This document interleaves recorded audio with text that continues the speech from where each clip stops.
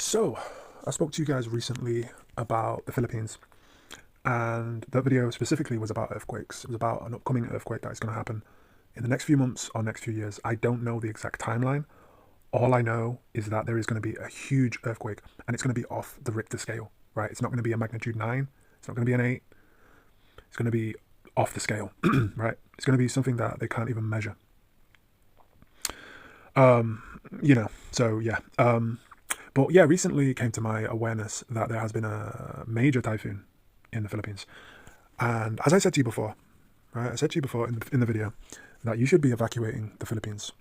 You shouldn't be in the Philippines, right? You shouldn't be in there. You shouldn't be planning to go to the Philippines. You shouldn't be living in the Philippines. You shouldn't be anywhere near the Philippines.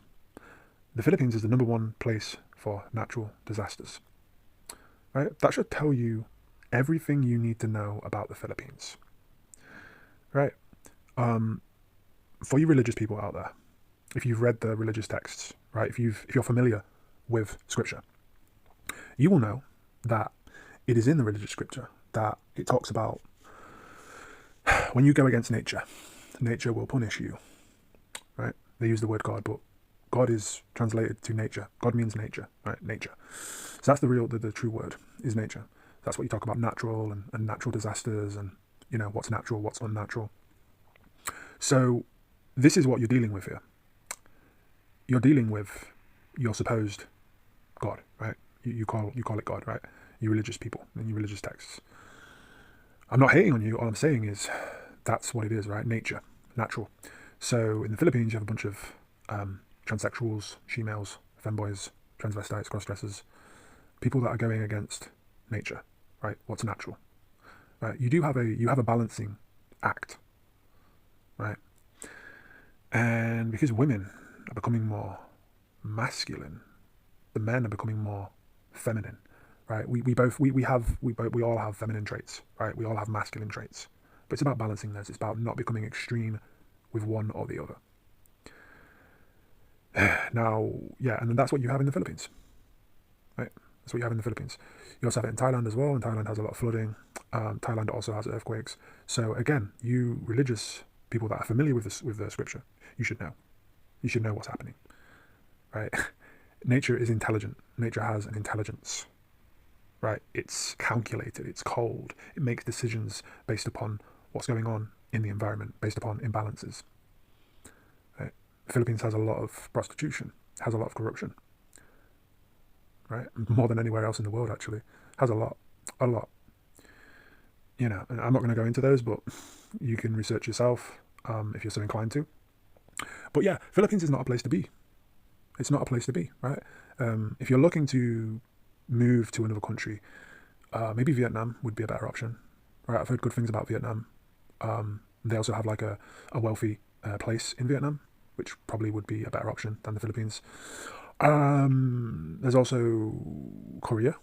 Korea could be a good option, right? I was going to say Japan, but Japan has a big earthquake coming as well. And yeah, Japan is being absolutely decimated with earthquakes, right? And eventually there will be an earthquake that actually, well, could potentially collapse Japan. It could potentially swallow Japan. There could be a huge opening, right? If this happens, man, there'll be a massive tsunami that's created from it. And the same thing could happen potentially in America, right? We've heard it talked about, right? I'm pretty sure you've heard it. I will make a separate video on this as well. But yeah, the same thing could happen in America, and a tsunami could be created through that. So yeah, and this is not even, we're not even getting into meteors, like rocks and stuff like hitting the ocean.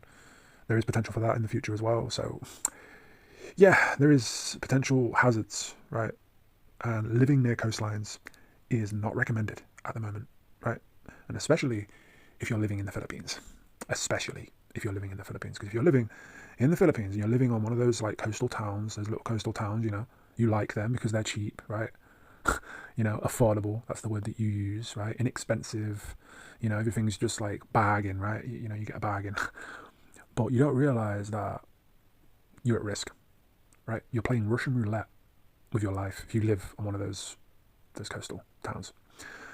So yeah, if you are in the Philippines, I'd recommend looking up where is the best place in the Philippines to live based upon safety, right?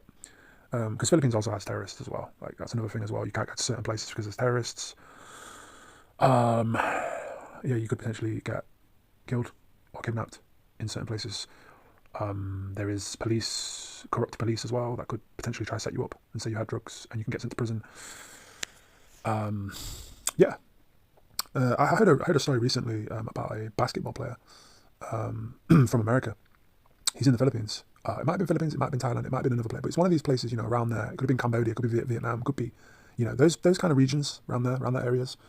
It could have been Indonesia actually. But he got caught with some cannabis and he's facing the death penalty. So all of you people that want to go to these countries and you think it's safe, you could potentially get set up, right? You potentially get set up by a woman. Woman could actually set you up and try to take all your money, right? And obviously the same goes for Mexico. Like Mexico is not safe, right? It's not. No, like if you're thinking about going to Mexico, you are an absolute imbecile, right? You're an idiot. Like you may as well just like jump off a bridge now. I'm not telling you to jump off a bridge, but I'm saying like that's the kind of game you're playing, right? Just jump out of a plane with no parachute on and don't think about the repercussions. Because if you go to Mexico, that's basically what you're doing. Right? That's basically what you're doing. So yeah, that's all I have to say right now. I will be making more videos. Probably going to make a video about the potential earthquake that could happen in America that could affect. And yeah, it's not looking good either. Like I say, these places, these coastal places that are going to be affected in the future, because it's inevitable, right? It's inevitable that it's going to happen. It is going to happen. There will be tsunamis in the future. It's just when and where, right? So we do know, right? We have trackers, we have sensors that do track earthquakes, so we know where the earthquakes are likely to be. We have, we know about the plates and stuff, and we know coastal areas are going to be affected by tsunamis. So it kind of makes sense to stay clear of the coastal areas. And if you're in a place where there is going to be a major earthquake coming, it kind of makes sense to kind of prepare, right? I mean, you don't really want to be left with your pants down, right? Just saying, guys, just saying. So yeah, I will talk to you in the next one.